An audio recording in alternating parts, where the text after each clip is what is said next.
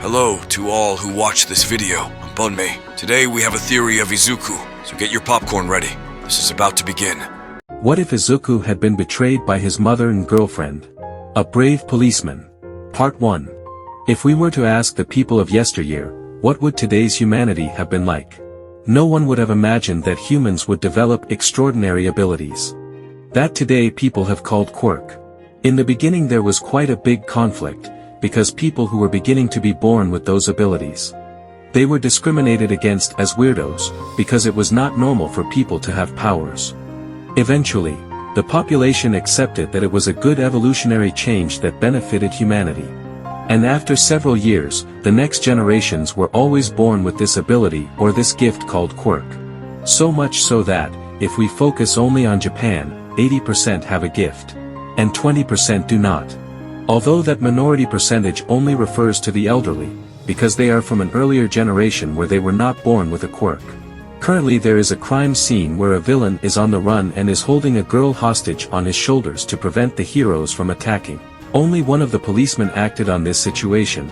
He was a 16-year-old green-haired young man with angry eyes because of the situation they were in. Are they all cowards? Pathetic heroes? Are they not willing to sacrifice their lives for the sake of others? Can't they see that the girl needs help?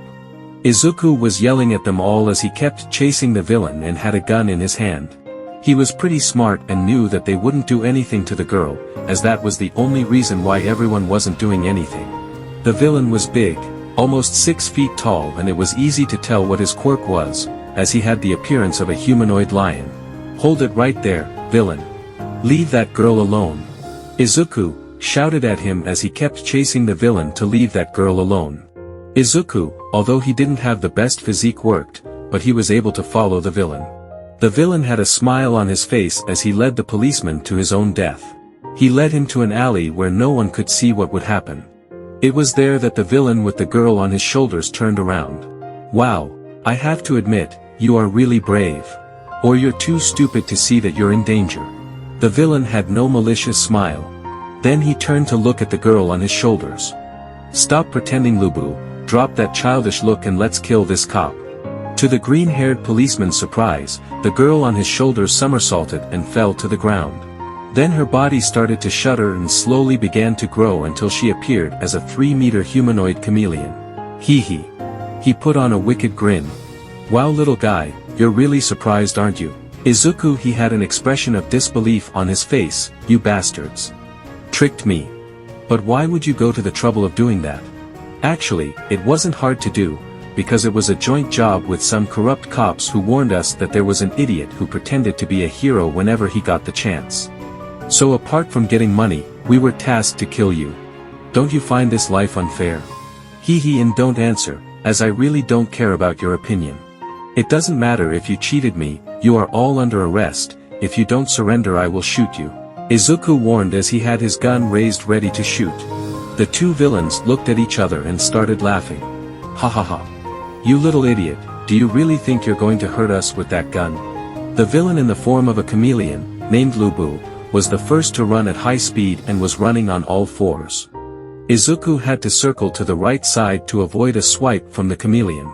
What he didn't take into account was that the other enemy was already a few centimeters away from him, and that's where he was tackled. He went flying 5 meters. He heard a buzzing sound in his head. But he didn't have time to react, as the one that looked like a lion positioned himself behind him and with his 2 hands held him in a choke hold. The color of Izuku's face began to turn purple as he shook violently to avoid being killed. As he could, he started to use his elbow to punch it into the subject's ribs. Let go of me. Bastard. I won't give up, I swear I won't give up. There are people waiting at home who trust me. Gradually, his strength was waning, as he was running out of oxygen each time, and he was beginning to lose consciousness. So, as a last resort, he pretended to go unconscious until he stopped moving. He looks like this scum has finally died, said the lion-like guy, who was satisfied to kill that scum, and threw him to the ground. He turned around to continue with his loot, but his chameleon friend shouted at him. Watch out, you idiot behind you. He didn't have time to dodge a bullet that electrocuted him and paralyzed his body. Izuku wasted no time and grabbed his 2 pistols he had in his pockets and shot 8 bullets in both knees at the guy so he wouldn't move. "Arg, bastard. That hurts," were the complaints of the lion, who was bleeding from his knee. Izuku was breathing heavily, as he was still suffering from the consequences of having been nearly strangled to death. "Wow, so you were able to take on my idiot partner, but I won't be so easy." Those were the confident words of the chameleon-like guy. Izuku didn't wait any longer, and before the chameleon approached, from his pocket he pulled out a crystal sphere in which a strange substance was visible inside. It is thrown towards the chameleon that came running. The villain did not detect any threat in that and kept going. Even after the object was thrown towards him and was destroyed by the impact, he just scoffed at it. "Was it really your best strategy to throw a glass sphere at me? Stupid. They all think they are superior with their quirk. And they put aside their wits." These were the words of the policeman, who now knew that everything was under control. The villain, not knowing what was going on, kept moving forward. Until he began to breathe with difficulty. For every time he breathed it was as if his lungs were pierced by several knives. "What have you done to me?" These were the villain's whispers, since he could not speak either. "Was it poison?" Izuku merely nodded. "If you're informed about me, you must know that I don't have any gifts. But what I lack in strength I possess in knowledge. What I threw at you was simply a crystal inside of which was a small smoke with certain chemicals.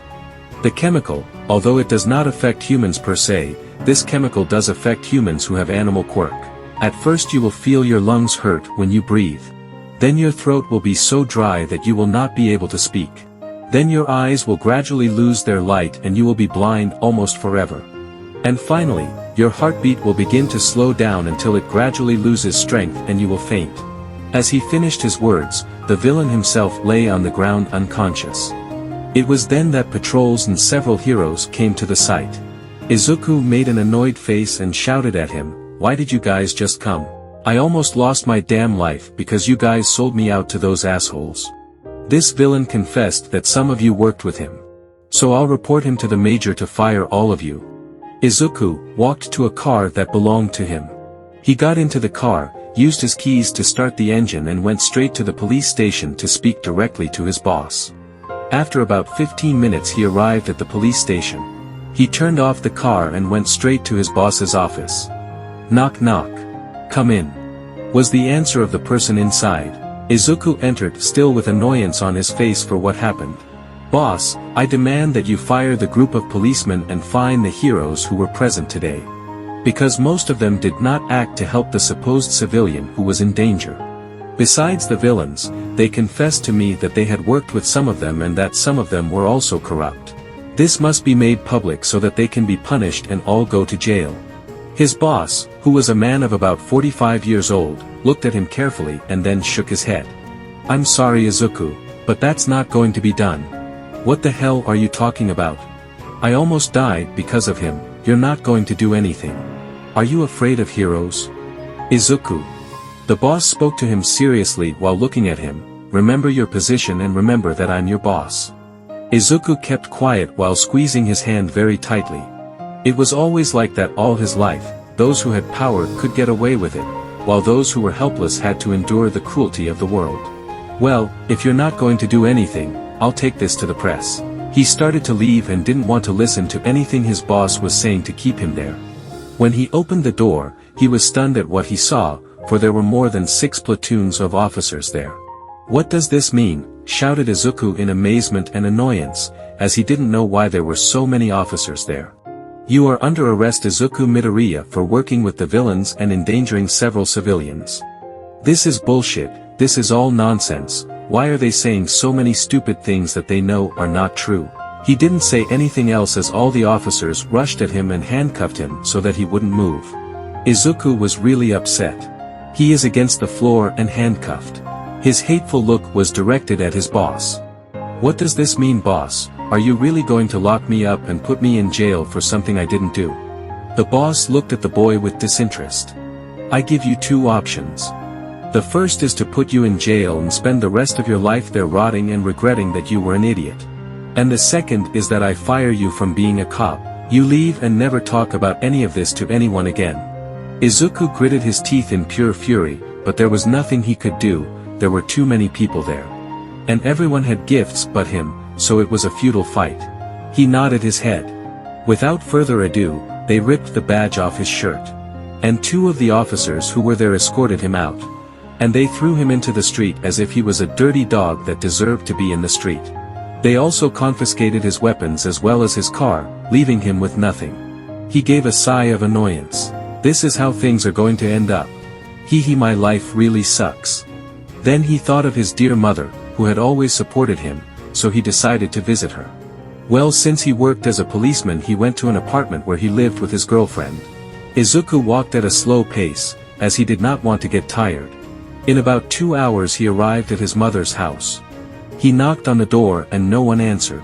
He went to a flower pot he had hidden there, where underneath were the spare keys to the house. He took it to open the door and was surprised to see that no one was inside. First he went to the living room, then to the kitchen, until finally he decided to go to his mother's room. He found nothing, literally nothing. Everything was empty. It was as if his mother had left there. It was then that his eyes caught a letter lying on one of the small tables in his mother's room. The letter was written in his mother's handwriting, so he assumed that she had left him a letter. He took the letter and began to read it aloud. "Hello, son, you're wondering where I am, aren't you? Well, I want you to know that I left here, I left this damn place, I really can't stand living in a place where they know I have a useless son." This part shocked the young man. For he did not know that his mother thought this way. He was aware that several adults where his mother worked teased her about having a son without quirk. He put his thoughts aside and continued reading the letter. "It's hard to live in this town. I had hoped that when you enrolled at AU, you could at least get into the general courses and feel that my efforts to raise you had been worthwhile, but it turns out you failed. You failed as usual. And as in your whole life you have let me down time and time again. You don't know how many times I had to pretend I loved you, you don't know how many times I was forced to smile in front of you. And give you the false feeling that I loved you. I remember every time my coworkers or my friends said bad things about you, I would defend you. Because I was hopeful that someday you would prove your worth in this world. But as usual, you disappointed me again. Since you couldn't be a hero, did you go for the second option, which was to be a cop? Did you really think you would be proud of that? You are just pathetic. Don't you know that policemen are nowadays a mere joke in society? What would someone who has always failed in life know? How would someone like that know how to distinguish a useful job in today's times?" Izuku's hands were beginning to tremble as he held the letter. A few tears fell, wetting the paper containing his dear mother's last words. "And that's why I'm leaving. Forget about me. Contact me with your father where I will go to live abroad where you will never hear from me. Goodbye, failure of a son." Izuku fell to his knees as he began to cry. Did the loving mother I knew really write this to me? Am I really so worthless that even my mother abandoned me? Because life was quite unfair to him. About 40 minutes went by like that as he said hurtful things to himself. And he cried because he thought it was all his fault. After calming down, he left the apartment to go to the house where he lived with his girlfriend. When he opened the door of his house, he saw his only reason to keep fighting in this rotten world, and he saw the woman who kept him sane. He didn't wait any longer, and as soon as he entered he ran to her and hugged her. He began to sob and started to tell her what had happened. As he continued to cry in his partner's lap. When he looked up to see his girlfriend, what he saw was the bored look of a brunette woman with rabbit ears and red eyes that showed her indifference to her boyfriend's situation. This woman was known throughout Japan as the heroine named Mirko. Mirko, simply with her hand, stroked her boyfriend's head for a brief moment and then got up from the furniture to go to her room. "Midoriya, stay in the guest room, because I'm very tired today and I don't want to be disturbed." Izuku, now much sadder than before, simply nodded his head, as he didn't want to disturb his girlfriend. A Young Man in Need. Part 2. Every story has its turning point. This moment is the one in which the protagonist makes a radical decision that changes the course of the plot. Or also called canonical moment. Where an important event occurs and puts our protagonist to the test. Just as there are different realities in different worlds, sometimes events do not happen as they should. We see a green-haired young man who stood before his hero. His idol to follow. The two were on top of a building, as the boy had grabbed his foot to keep the hero from leaving, but not before answering his question. Tell me, All Might, someone without quirk can become a hero as great as you? Can I become a hero who can save everyone while smiling? The hero was surprised, because nowadays all the current generations were born with quirk. For a moment, he remembered himself. He saw in the boy's eyes, the will to be a hero. But that unfortunately he had been born without a gift. For a moment it crossed his mind what his teacher had done with him, but he dismissed it. It would be illogical to give such an important quirk to anyone. Then he made his answer known to her. Sorry young man, I don't think anyone in your condition can be a hero. I can't say yes to you, because on the streets today there are villains who can easily kill you. Even if you have a gift you are not guaranteed to live. It would be unwise of me to support you in your dreams when I know you can die. Having said that, the almighty hero jumped up and left the place. The young man fell to the ground as he hit the ground hard with his fists while cursing his luck of being born without a quirk. Izuku wanted someone's support. Although his mother told him he could fulfill his dream, he felt she didn't mean it. With his dream shattered and a great sadness, he decided to return home. On the way home he heard explosions and a large crowd gathered at the site. Do I really have to see what's there? I'm someone without quirk, so it doesn't matter if I go or not. But something inside him was telling him to go to the place. Not knowing what to do, he simply decided to go and see what was in that commotion. When he went there and could see what was going on, his eyes widened in shock. For his former friend and abuser was in danger from the same villain who had caught him earlier. He began to panic, while telling himself that it was his fault. Most likely by grabbing onto All Might's leg he made the jar the slime villain was in fall. He was about to leave, but saw that no one was doing anything. His heart started pumping blood faster. He felt his heartbeat, it was beating much faster.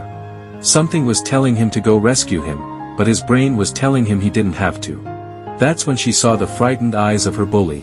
Then she saw that he was afraid of dying. With that he lunged towards the enemy. All the heroes present were yelling at him to stop. Kamui Woods tried to use his branches to stop the boy. The boy ducked nimbly, avoiding the branches. In his head he devised a couple of plans to stop the mud villain. Until he decided to attack him in the physical part that was his eyes. He threw his backpack towards the villain's head.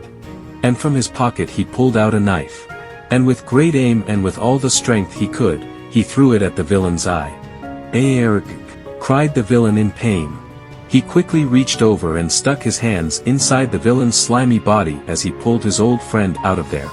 "What do you think you're doing here, you useless Deku? Get out of here, you're useless. Let a real hero act." Izuku ignored the hurtful comments and with what strength he could he was able to pull his friend out of the villain's body. Then the heroes captured the mud villain. Izuku, instead of receiving praise from the heroes and the people, began to receive insults and reprimands. For in the opinion of the professionals, he should not have acted and should have waited for a more capable hero to act at that moment. He was upset and was not going to shut up. Are they really that pathetic? You question me because I acted the way you all should have acted. If this is what heroes are like nowadays, then my desire to be a hero has diminished. Having said this, he left quickly, as he did not want to continue receiving reprimands from those useless people who did nothing. It was beginning to get dark while that young man walked slowly with his hands in his pockets. It was when he turned a corner that he saw his former idol and his bullying talking. He quickly hid so that he would not be seen. What he heard and saw left him more shattered than before. For All Might had the ability to help Izuku with his dream. For he had the power to pass his gift to someone else. And who did he decide to give it to? He gave it to the cruelest person he had ever met in his entire life. He had heard enough, so he simply walked away. But to his luck he ran into another heroine. She stood in front of him with her arms crossed and had an annoyed look on her face. "Listen kid, don't get the wrong ideas. But from today onwards I will train you, is that clear?" Izuku nodded happily, for he thought that finally a hero had seen his bravery and wanted to give him a chance to be a hero. What no one saw was that in a building that was close to them there was a guy who had an armor that looked high-tech. With his hand he touches a bracelet he had where a hologram opens. Agent 001 reporting. The subject, known as Izuku Midoriya, did not follow the canon of the story. What should he do? The hologram on his armband showed a white-haired woman with 2 horns on her forehead and an unfriendly face. She replied, "Leave that world right now. With the canonical event damaged, that world has only 2 options. Izuku Midoriya find a way to be a hero and protect the world. Or become a villain and rule the world or just destroy it." "Understood, Commander." The soldier in the high-tech armor took off his helmet. He had green hair with white highlights. His name was Tanjiro Midoriya. He with sad voice spoke. "I'm sorry great-grandfather, but it seems that in this world you are going to really suffer." Having said this, with a pistol he shot into the air, where a portal opened. Then the soldier entered, never to return to that world. 9 months had passed in which the heroine Mirko had diligently trained her new pupil. We can see that currently Izuku was lifting weights in Mirko's private gym. "Come on, brats. Lift those weights, they're light." "Yes, sensei." He answered with great effort, as the weight he was lifting was too heavy for his body. Heroine Mirko gets a call. "Listen, Midoriya, I'll leave you here for a while, I'll be right back." She goes out and answers the call. "What does Namuri want?" "I already listened to you with your bet and I'm training that guy that was on the news. But I still don't understand why you forced me to train him and then make me fall in love with him as part of the bet." Namuri replied with some mischief. "That's simple, my dear. My boyfriend Kamui Woods is still mad at that boy, as he was teased due to the fact that the boy was able to dodge his attack. Y received even more mockery, after it came out that the boy actually doesn't have a quirk. That's unacceptable. So, as revenge for what he did to my boyfriend, I want you to train him and then give him false hope, that you love him, and then just destroy his heart." Mirko sighed. Because she had bet on a card game and she had lost and had to pay about $2,000. And since she wouldn't agree to pay that, she had to make a challenge. And since she was bad at dating and flirting, Namuri came up with the idea to woo him at the gym while she trained him and took advantage of his sexy attributes. The challenge is quite simple. She had to train the guy who made headlines when he defeated the slime villain. After gaining his trust, deceive him by telling him that she loved him. To then simply leave him heartbroken. Mirko didn't mind, as she had never prioritized love because she was 100% focused on her training as a professional heroine. After finishing her call, she left again with her pupil to continue training him. Although she was surprised by his physical advancement and fighting form, but still, it was insignificant to her, as she was much stronger than him. It was a week before he was to go to the AU and sit for the written and practical exam to finally achieve his dreams. Now we see Izuku and Mirko on a beach. Since it was early in the morning, there weren't many people. Mirko got into a fighting stance. "Listen kid, I'm not going to go easy on you, so come with everything you've got or you're going to take a hell of a beating." Izuku nodded and got into his own fighting stance, which was similar to Mirko's, but he had modified it. Instead of speed and brute strength, he focused on agility and precise strikes on vital joint points. The fight began and the first to move was Mirko, who tried to kick his pupil in the face. He moved to the right and with his 2 hands moved Mirko's foot to the opposite direction to deflect his movement. Then Izuku nimbly moved his leg to kick Mirko's face. Mirko nimbly and with great reflexes also kicked a kick that collided with Izuku's leg. The collision of both kicks produced a loud sound from the impact. But the most injured was Izuku, who felt like he had broken a bone. Izuku performed some back flips to get away from Mirko. Now Izuku's fighting stance had changed. He now had a fighting pose to focus on defense. While the injured leg was raised and did not touch the ground, as he had it too injured and numb to rest it on the ground.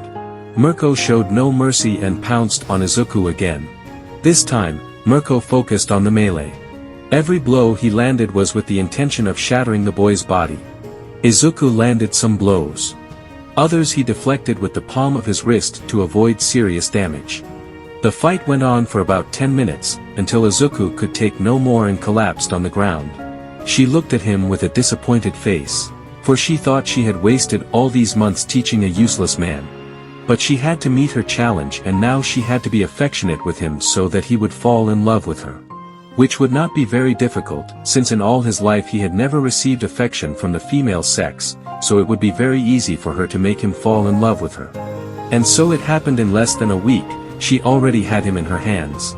He had confessed to her that he had feelings for her, and she, with a false smile, accepted to be his girlfriend. A day before the test to go to the UA, he had prepared a big meal for her at his house.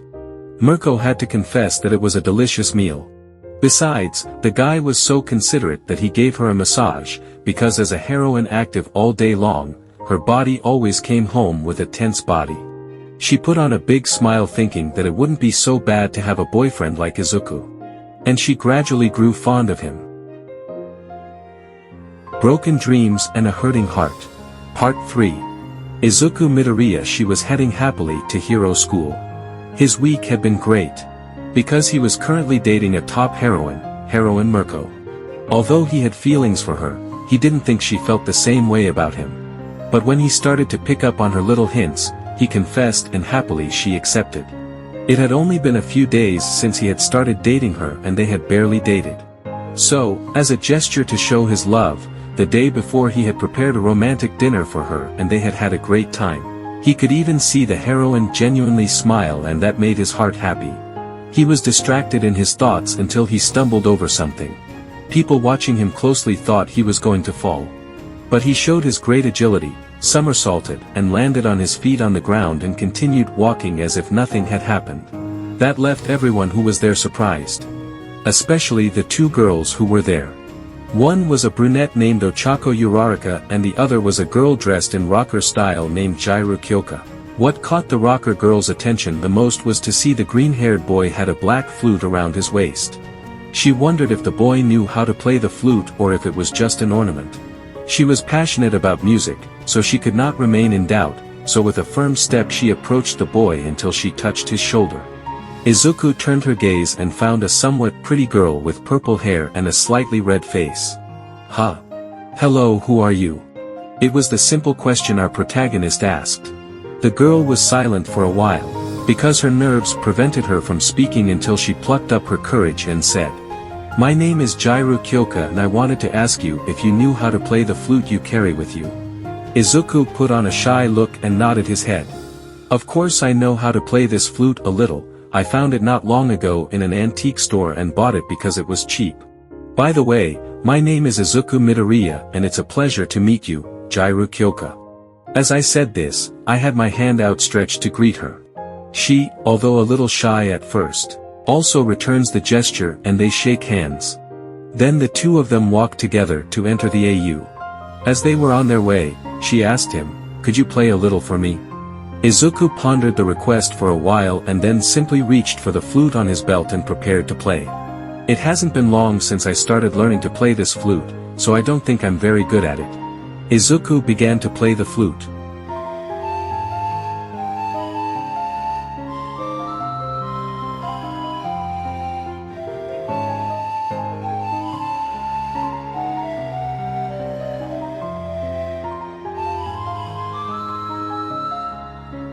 Kyoka and those around were surprised by the sound Izuku made.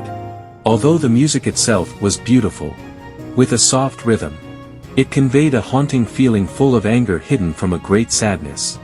It was amazing the sound Izuku made, but at the same time Kyoka felt sad. She wondered what had happened to the boy to convey such sadness and loneliness with just the sound of a flute. She wanted to ask him, but felt it was not her place to ask such a question, as they barely knew each other. After a while Izuku put the flute away and hung it back on his belt as they continued on their way to perform the written tests. Izuku took the test in record time. The test they were supposed to do in 1 hour was finished in 15 minutes. That surprised all the students, even more, the teacher who was there watching how the tests were done. After a while, and with the interruption of the boy with glasses who had called the attention to the teacher and Izuku for not paying attention. After that everyone was ready for the practical part. As soon as the doors opened, Izuku came out at full speed. Unlike in the original anime, where he just stood there doing nothing, this time he took advantage of a metal beam on the floor and used it as a baseball bat. With great agility and precise movements, he destroys the robots with devastating and precise blows with the metal beam. After a few minutes, he had scored about 60 points. In addition, he had helped some people he saw in difficulty and helped them defeat some robots. He was already a bit tired and was now getting ready to rest. But then the earth began to shake. A giant robot appeared in full view of everyone. It was the familiar 0 point. Izuku's first instinct was to run away from the place. But at that moment he heard someone's screams. It was a brunette who had been trapped in the rubble. Izuku panicked, as she had no quirks and didn't know what to do to help the girl and defeat the robot. The teachers were going to intervene and were quite worried about the situation, as most of them had the boy's report and knew he didn't have quirk. The most surprised and worried was All Might. He now regretted having given his quirk to someone else just because the explosive boy had a very strong gift. And now he saw clearly who must have the one for all gift. For through the security cameras he could see how the boy was running towards the girl to save her.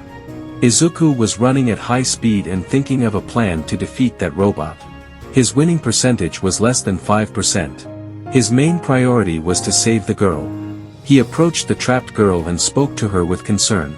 "Listen, Chestnut, I will lift this rubble and you will get out of here as fast as you can. I don't know how much time I can give you, but I will stop the robot, but it will be enough time for you to leave. Before you go, what is your quirk?" The girl explained a brief description and the boy asked her to make it lighter. The girl quickly agreed and used her gift and then started to walk away from the place. The boy looked around. Apart from the metal beam in his hand he noticed that near him there was another piece of metal with a dangerous edge. Now with increased speed he headed towards that metal object. To everyone's surprise, he was now in a pose very similar to the heroine Mirko. Almost everyone was surprised except Namuri, as he knew that the boy had been taught by the heroine Mirko. Although she thought the boy wasn't going to make much progress, since he was born without quirk, so she thought the boy was useless. Young Izuku took a calming breath. He had to concentrate, as the robot was already nothing away from stepping on him. With one last breath, the boy took a big leap towards one building and then took another leap towards the other building. And so on until he was close to the robot's head. He grabbed the metal beam he was holding and threw it with such force that it created a small puff of air. But it was strong enough to pierce the shallow part of the robot's head. Still in the air, he readied the other piece of metal that had a razor-sharp edge. Steadily and even more quickly, he threw the metal, this time in a spinning fashion so that it became a great slicer. The plan was effective, as the spinning blade had entered through the robot's hole, cutting some wires and bringing the robot to a screeching halt. Izuku had a big smile on his face. For he accomplished something he thought was impossible. He was slowly starting to descend until he began to pick up speed and began to worry about the impact of the fall. His only option was to imitate one of his teacher's techniques. He began to turn his body at high speed while staying focused. He gave a shout that was heard throughout the area. Moon spin. A simple technique where he spun his body at high speed to deliver a powerful kick. The technique served to counteract the impact of the fall. While he had some success in avoiding getting hurt too much, he was still injured, as his body was not yet used to Mirko's techniques. Once that was done, he left the AU and headed back to his girlfriend's house to tell her how it went. But Mirko was not very happy, as he thought he would have at least made 100 points. And it reinforced his thought that he wasted his time training a useless. So Izuku received no congratulations from her, and that saddened the green-haired young man's heart. While waiting for the AU's response, he decided to continue training, even though Mirko herself was no longer supervising him in training. For she made the excuse that she was busy and had no time to waste. As the days went by, she could tell that sometimes Mirko would come in disheveled or quite tired. As a good boyfriend, he took care of her, making her delicious food, giving her massages that he knew she liked. He would also prepare aromatic baths for her so she could relax. He even started washing all her clothes so that when she came home from work she could rest at all times. Mirko, in order not to be so mean, she also spent some time with him. Sometimes she would watch a short movie, or, when they ate lunch together, she would engage in small talk. Which Izuku liked. Izuku decided to keep practicing with the flute. Because she noticed that the soothing sound made Mirko relax, so she stopped being so aggressive. So the music that had a melancholy and sad melody before, now the melody was of a joy that gladdened the rabbit heroine's heart. Mirko began to feel bad, for a week ago he was cheating on his current partner with someone else. Namuri had told him that it was time to shatter Izuku's heart, so he introduced her to one of his mistresses. He knew that the heroine was interested in tall, muscular men, so he introduced her to a top hero. Although she was excited, she was not sure, because it would be her first experience in sentimental and physical relationships. Still, she accepted, because in her eyes, Izuku was not the right man for her, because she wanted a tall and strong man to have her offspring and did not need a sentimental boy. Rumi asked her friend when she was going to reveal the secret of her fake boyfriend. She just put on a mischievous smile, saying that very soon a surprise would come to the boy, and more Rumi's deception knew that the boy could never recover from that blow. She had no choice but to accept, for somehow or other she knew that Izuku was going to find out sooner or later. It was an afternoon when Izuku was at home because Mirko was working heroin. Until there is a knock at the door. When she opens it, she sees a package on the floor. And there was a label where the AU logo was. He opens his eyes wide and an excitement starts to rise in his chest, as he knew what it was about. He was pretty sure he had been accepted, as his performance was pretty good despite not having a quirk. When he opens the letter, a hologram comes out and number 1 himself was there, and he starts talking in a serious manner, surprising the young girl. "Shonen, I have to inform you that you are not admitted to AU." That statement caused our green-haired young man to fall to the ground. Sitting there in shock. There must be a mistake. It's impossible. I did well in the exam. Hero number 1 gets a serious look on his face. You can't be a hero. We have it from a reliable source that you are an abuser and that you have assaulted several women in your institution when you were studying. That statement left the young man confused and angry, because he had never done anything like that in his life. A video was played showing the professional heroine Midnight. She was shown crying as she said he had physically assaulted her. But to top it off, there were also other videos in which several of her schoolmates claimed that he had assaulted them simply out of spite and anger for having a gift. "You have disappointed me, Shonen." These were the simple words of the number 1 hero, as the hologram stopped. After that day, the young man's reputation was in tatters, and thanks to Rumi's help he was able to attend a police academy. He graduated as the best in the police academy in a record time of 5 months, but he still had the bad record of having abused several women, even though it was all false. His name had been tarnished forever. Luckily, his girlfriend had believed in him, as did his mother. That is why the two of them were his motive to go ahead and not to go crazy in the face of all this situation in his life. Then time went by and Rumi started to distance herself from him, and little by little she stopped being with him. They no longer went out and barely spoke at home. He did everything he could. He would make Mirko's favorite food, and even though she would eat it, she would always say nefarious comments about him or criticize his shitty job, which meant nothing in this world. It was taking its toll on Izuku, and he slowly felt himself going crazy, but he kept fighting in the hope that someday their relationship would heal and they could move on. One day he could clearly see how Rumi had a hickey on her neck, but she would tell him that she was just his friend. Another day he even saw her clothes somewhat singed with her hair disheveled, and she simply said it was a villain who had attacked her and not to worry about it. He even spent hardly any time at home, and many nights he didn't know where she was. The only thing he did in his free time was play his flute. The music was melancholy again, as he no longer felt happiness in his heart. He even felt his mother avoiding him and wondered why she acted so distant. But he continued to struggle, hoping that someday his world would improve for the better. A Pain and the Resurgence of the Duke Org Zenaku. Part 4. Since being fired from his job as a policeman, he had fallen into a severe depression and had not improved for 2 weeks. Mirko would not admit it, but she was somewhat concerned about her partner's health. She, even though she knew that she had been unfaithful to him for several months, still felt concerned about how her partner was doing. But showing concern or anything like that would make her look weak. And she considered herself a pretty strong woman, so she wouldn't comfort Izuku. Before he used to prepare delicious food for her. But now Izuku was at home with tears in her eyes while drinking alcohol. She tried to talk to her boyfriend, but he just ignored her. She didn't blame him, as she herself was doing it since the beginning of their relationship, barely paying attention to him. One day, when it was Saturday, Izuku decided to clear her mind. So she picked up the flute she was already used to playing every day and headed to the beach.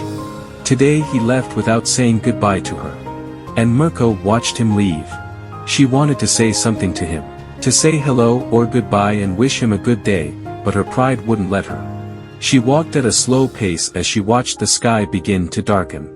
She watched the people strolling by as she saw happy families, children playing and some heroes passing by and waving to the people. He envied them so much. He was never happy in all his miserable life. For all the moments together that he lived with his mother were a vile lie. Now every memory of her was just a bitter memory. Inko Midoriya lied to him telling him that she loved him, until she finally had enough and left him alone. A couple of tears slid down the young man's cheek as he continued walking towards the beach. Once he reached the beach, he saw that it was empty. He simply walked in and sat down on the sand. Once relaxed, he picked up his flute and began to play it.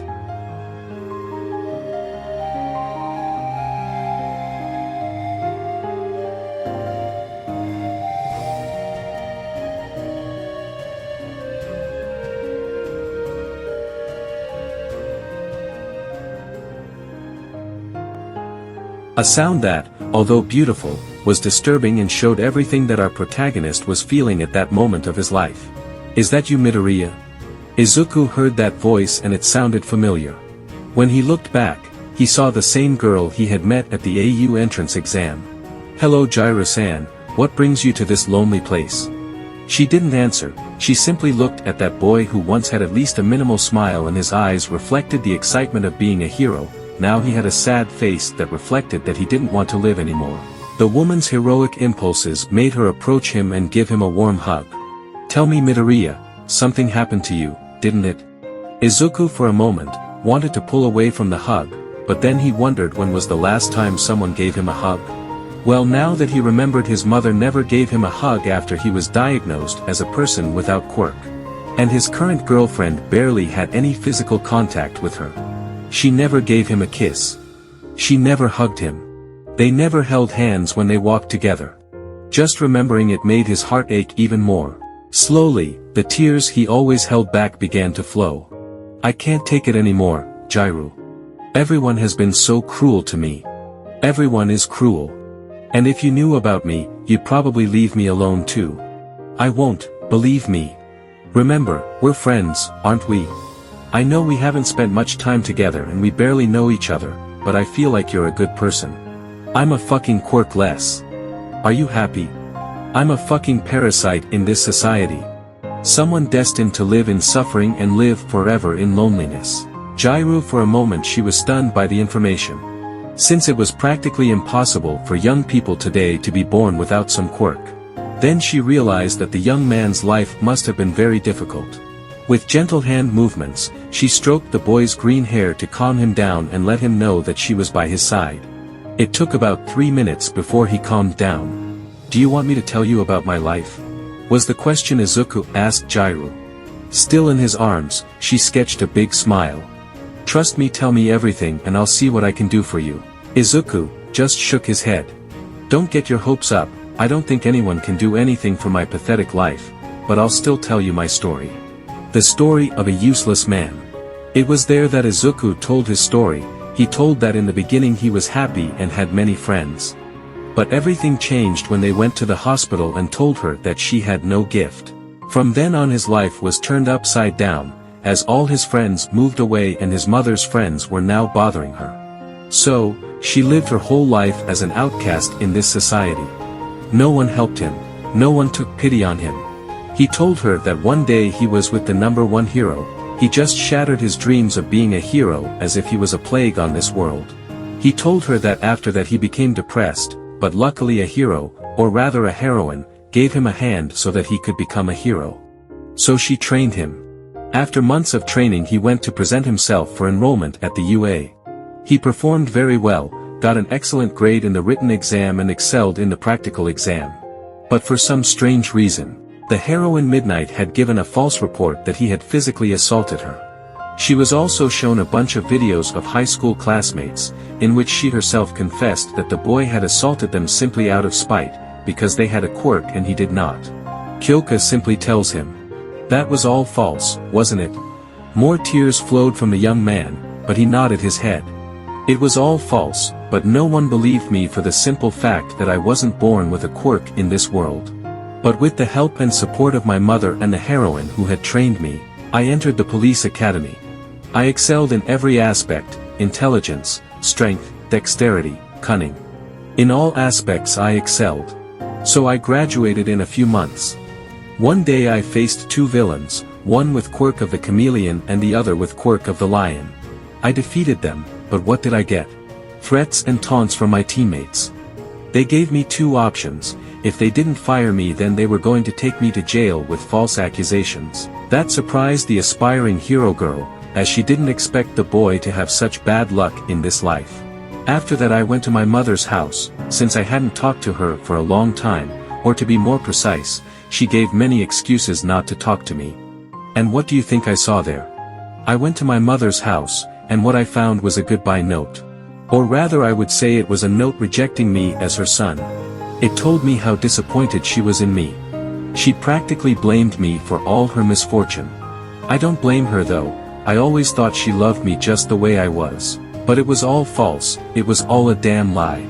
More tears flowed from the young woman. And Kyoka no longer knew what to do, for the pain the boy had endured was too much for words alone to comfort him. Izuku smiled. Luckily, the heroine who had trained me is now my partner. That's my only reason for not losing my sanity. However, from the beginning it was strange. She never showed interest in me, but still agreed to have a relationship with me. But at no time could I tell that she really loved me. I have a suspicion that she is cheating on me and seeing another guy. I want to confront her, but I know that, if I learn the truth, my world would fall apart and I would never be able to get back on my feet. Kyoka's own eyes filled with tears, for it was too heartbreaking to hear that young man's story. Izuku let out a bitter laugh. I confess one thing to you. Today I wanted to end my life. I came to the beach to play a little flute and then drown myself in this sea and put an end to my pathetic existence. This shocked the young woman and she stared at the boy. I won't allow it. I know you are a good boy and that you still have a lot to live for. I don't want that, Jiro. I feel I'm about to lose my sanity and I don't want to hurt anyone. She looked at him with concern, but then she gave him a nice smile. Did you tell me you have a girlfriend? Then you can still fix things and that will give you some happiness right now, don't you think so? Even with your suspicion that she is unfaithful you can still try to fix things. I know it might be a misunderstanding. So give him a chance to make things work. Izuku looked somewhat doubtfully at the girl and asked. What if it doesn't work out? I wouldn't have anything in this world anymore. Are you Baka? I'm still with you, so don't say another stupid thing like that. So go get your girl and work things out and don't give up so easily. Izuku got up from his seat and started to leave, but turned to look at Jiro. Kyoka's eyes widened at what she was seeing.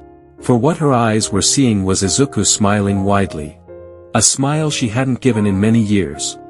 And it was totally dedicated to her new friend. I don't know what the future holds for me from here on out, Jiro. But I will always carry you in my heart as someone important to me.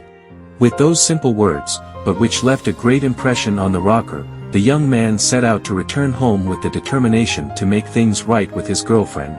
What he didn't know was that from that day on things would never be the same as before. He was running at high speed, because in his heart beat the excitement of making his relationship with Mirko work.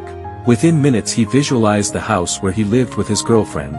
He opened the door, but was surprised to see a pair of shoes he didn't recognize. So, cautiously, he entered the house thinking that a burglar had broken in. He saw that the living room was disheveled, as if there had been a fight, and he began to worry more. Then, his ears picked up something coming from upstairs, from his girlfriend's room. He approached the noise walking, but being stealthy. Standing in front of his girlfriend's door, the sounds grew louder. Izuku began to breathe frantically on the verge of hyperventilating. Because it wasn't just any sound, it was a sound he could easily distinguish. Because what he heard were moans. Moans of his girlfriend, a girlfriend who had never let him be intimate and had never even kissed him. Her gaze, which once harbored a glimmer of hope for a better life, now reflected a touch of madness. His rational side made him shake his head, eliminating any dark thoughts he had. Before jumping to a hasty conclusion, he had to check what was really going on. So he opened the door slowly, fearing that his suspicions were true. It was then that he opened the door and was confronted with the most heartbreaking scene he had ever seen in his cursed and wretched life. For in front of him was his girlfriend on all fours, while hero number 2, known as Endeavor, was frantically penetrating her from behind. The two were so engrossed in each other that they didn't even notice someone opening the door. The first to notice was hero number 2, who gave a sly grin full of arrogance. As he continued to penetrate Mirko, he said something to her that made Izuku's heart fill with a deep hatred for everyone. "Tell me, Rumi-chan, who do you love more, me or the pathetic boyfriend you have?" "I love you more. You're so much better than the pathetic excuse for a boyfriend I have. I bet his little thing could never satisfy me as a woman. So tell me, why don't you give it up and come to me?" Rumi was still panting, but she still answered. I have to comply.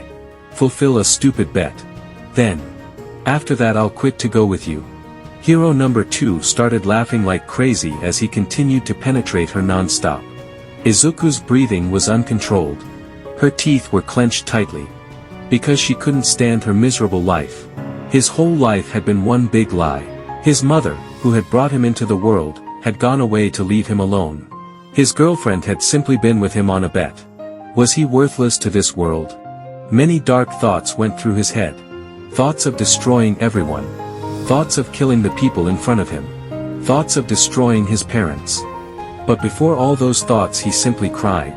She cried because she couldn't stand this life anymore. That's when the tears fell, wetting the floor, and little sobs began to be heard in the room. Mirko's ears caught the sound, making the heroine turn to where the sound came from. Only to find a scene that made her own heart ache. The boy she had always fooled. He was slumped on the floor as he cried. She had heard him cry many times. But this was the first time she had seen him cry so disconsolately, and it hurt.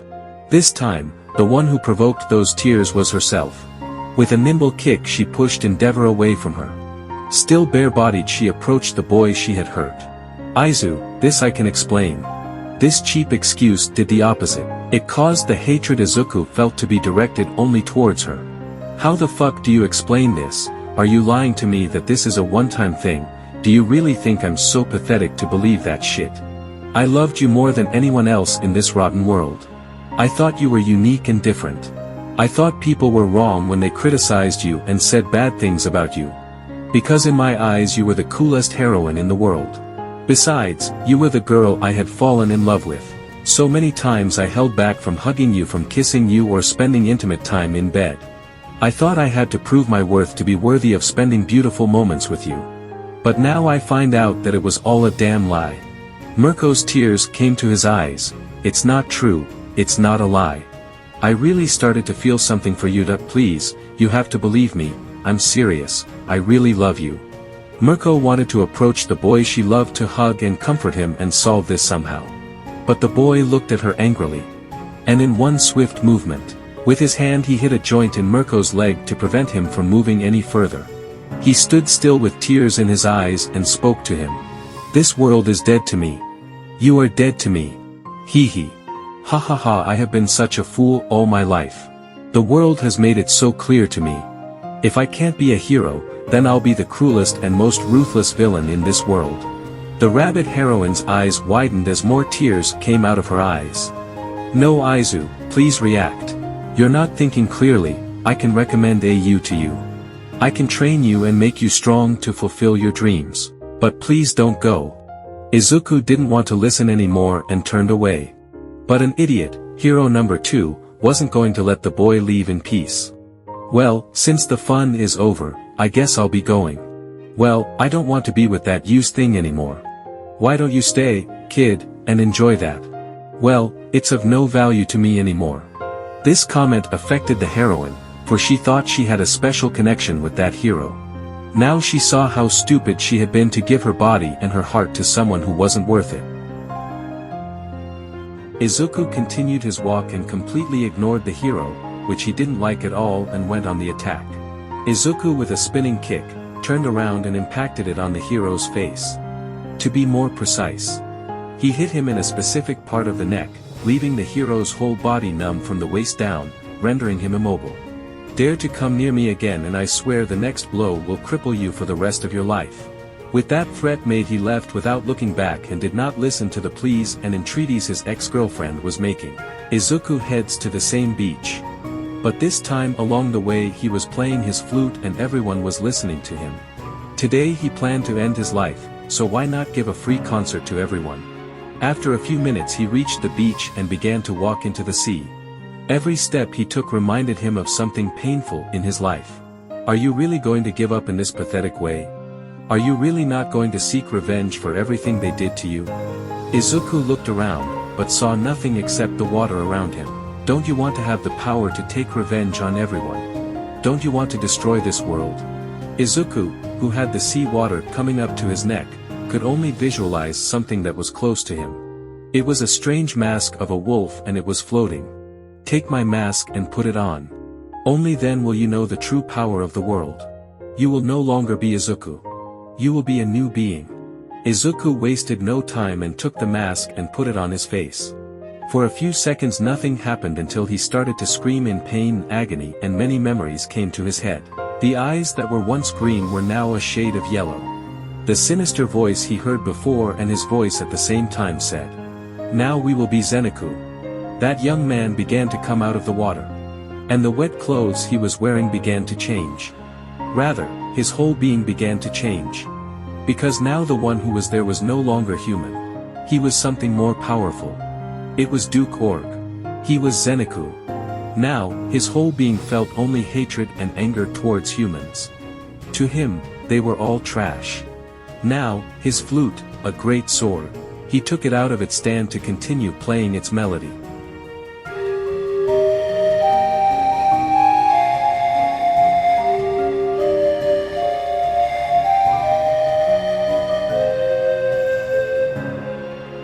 All the civilians fled, because from afar they could see that he was a villain.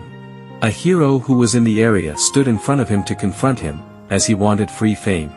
"I am the great elemental hero who controls the water and I have come to stop you, villain." Izuku ignored the hero, which did not please the hero of water control. The hero approached at high speed. The hero had his fist full of water that was about to hit the new Lord Zenaku. He stopped playing his flute. He moved a little to the right and with his saber in hand brought it down diagonally. Everyone was shocked, as the hero's body split in two. Zenaku continued walking as if nothing was happening as he continued to play his flute. From that night on, Zenaku's name became known. He only killed heroes. It didn't matter if they were good heroes or corrupt heroes. If you faced him, then it was his death sentence.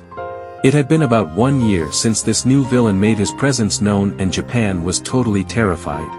Many villains wanted to include him in their group, but he worked alone, so he rejected everyone.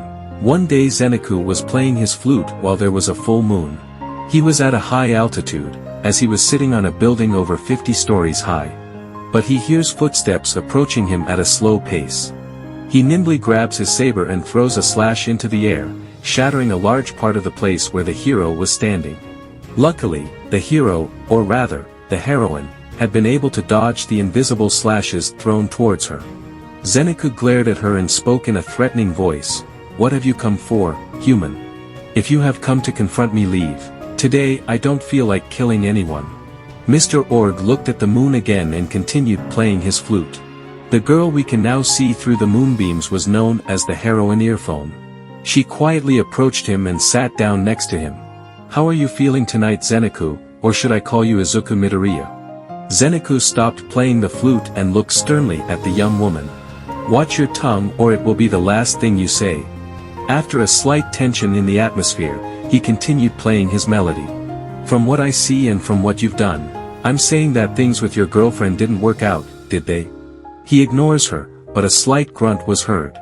"I found out everything that happened. Actually, she told me herself. Well, months ago she started looking for a guy with your characteristics and by chance she ran into me and I told her what I knew. I also questioned him until I finally got the truth out of him. I have to tell you that I gave him a good punch in the face. He didn't punch me back, for I knew he deserved it. You know you're a villain, don't you? You know it's my duty to have you at this very moment and take you to jail." He let out a sigh. "But I won't. You're my friend and even though I don't like the way you kill people, I can understand your pain." "Understand, did you even say that word? No one here can understand me. All humans are the same in my eyes. I give you 10 seconds, get out of here human, or I'll murder you." She did not listen to him. But he, with his saber, was aiming at her neck. His eyes said that, if she didn't leave, he was going to kill her. "Go." She hesitated for a few seconds, but nodded. "I'm leaving, but I'll come back another day." He just ignored her and kept playing his tune. About 2 months went by and he was still there and she kept visiting him. Another thing we can say is that she would come and many times she would sing with her voice. Her voice was so soothing that it made Zenaku's desire to kill and destroy diminish. Zenaku was currently walking calmly. People around him were running and moving away from him.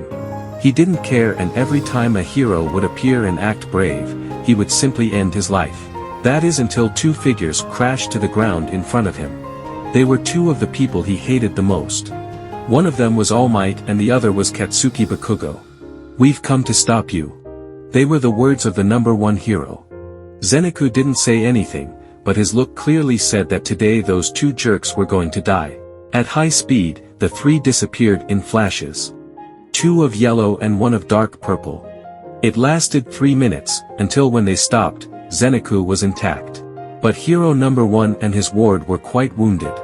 "It's impossible, I have one of the strongest gifts, how can you be stronger than my junk?" were the hateful words of Katsuki Bakugo. "You are humans. I am the Grand Duke Zenaku. And today I intend to crush you." Zenaku grabbed his saber and began to wield it with undulating movements. Rising waves. As he uttered the name of the technique, several high-powered slashes came out of the weapon. The attack was unexpected, as he had never used that technique against weak humans before. But the veteran instincts of the number 1 hero knew that these attacks were powerful. He grabbed his ward and covered him with his own body as he moved away from the scene. But it was too late.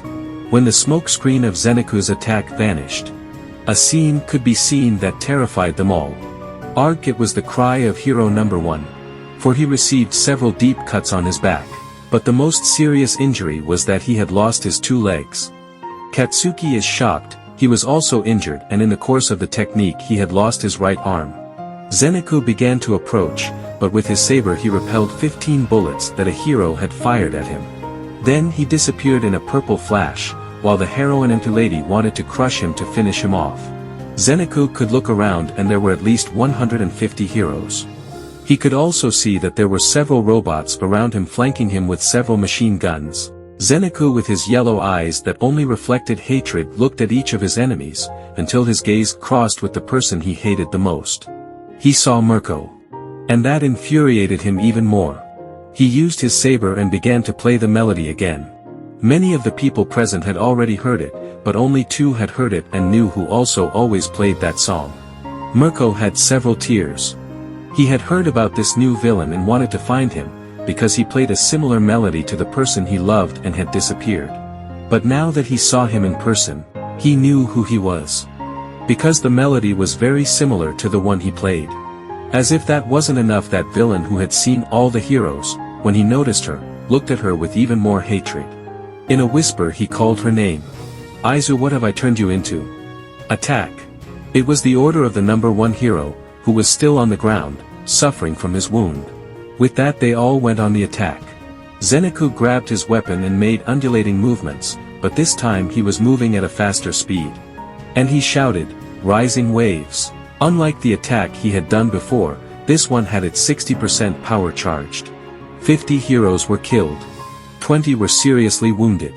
And 10 had small cuts. But they still had the will to defeat the greatest villain. The villain Zenaku. Today they will know despair. Today they will see that gifts or quirk really aren't special. Today they will learn that their actions have consequences. Zenaku, he looked up at a helicopter hovering overhead. And he spoke loud enough for everyone to hear him. "After Japan I will go to the United States." He pointed his saber at the helicopter. "And I will kill you, mother. You will wish you had never left me. You will wish you had taken better care of your son. Because the Izuku Midoriya you knew no longer exists." And with that threat made, he began to play his melody. And from his pocket he took out 3 pearls. He embedded them in the holes of his weapon. "It's time for you to wake up. Dark Wildzords, wake up." Again he played the melody, waiting for his allies in the battles. At first nothing happened, the heroes thought he had gone mad. But they all changed their minds when the earth began to tremble. Fear invaded everyone's hearts, as creatures never seen before and bigger than buildings made their appearance. Today I will show you the true power. The melody began to play again, dark wildswords combine. The huge creatures began to merge. Everyone was scared and now they were losing hope of winning. Why now they saw a robot bigger than any skyscraper. Zenaku disappeared and appeared in front of Jiro and spoke to him. Take my hand and save yourself from the end of Japan or die with the rest of the humans in this country. Everyone was shocked by the villain's proposal. But the most affected was the rabbit heroine. Izu, I love you, shouted the rabbit heroine loudly for all to hear. Slowly, Zenaku turned his head and glared hatefully at the heroine. With his saber he slashed through the air, cutting off the heroine's arm. I loved you and you betrayed me. He makes another slash in the air, cutting the heroine's other arm. And what did I get from you? Nothing. You preferred to be with someone else and lie to my face all this time. He does another slash and this time he cuts her leg. I should never have trusted you. I should never have trusted anyone, and look what happened just for trusting you. He makes another cut and cuts off her missing leg. Mirko did everything humanly possible not to scream. Only tears came from his eyes. He knew that the pain he was going through right now was nothing compared to what his boyfriend had to go through. Please forgive me. I know I did wrong, but everyone shouldn't die because of me. You really think you're so important that just because of you everyone is going to die? You're wrong, little heroine. Everyone is going to die because they simply deserve it and simply because I want them to die. He turns away. But Mirko wanted to say something else. But he was prevented. For the saber held by Zenaku had thrown it towards the heroine's head, ending her life. Everyone was shocked. One of the strongest heroines was defeated so easily. Zenaku turned to the heroine Jiro again. He held out his hand for her to accept. Do you know that if I accept you everyone will be against me? If that happens, I will protect you, so you don't have to be afraid. She pondered and well, it was better to live than to die, so she accepted. In a flash of purple she disappeared from everyone's sight and entered the wildswords. With a commanding voice she shouted, Predator, wake up. In less than an hour, Japan was reduced to ashes. And in less than a day, America followed. Zenaku left for a secluded part of the world with his companion. Jiro was able to calm Zenaku's heart. For his singing voice was able to calm the evil in the heart of the Duke Org Zenaku. He would never be human again, but at least with Jiro he didn't feel like a monster. Now everyone feared him. They knew that if anyone went after him or the girl he went with, they would all die. With that an international law was implemented. It was forbidden to attack Zenaku. End of story.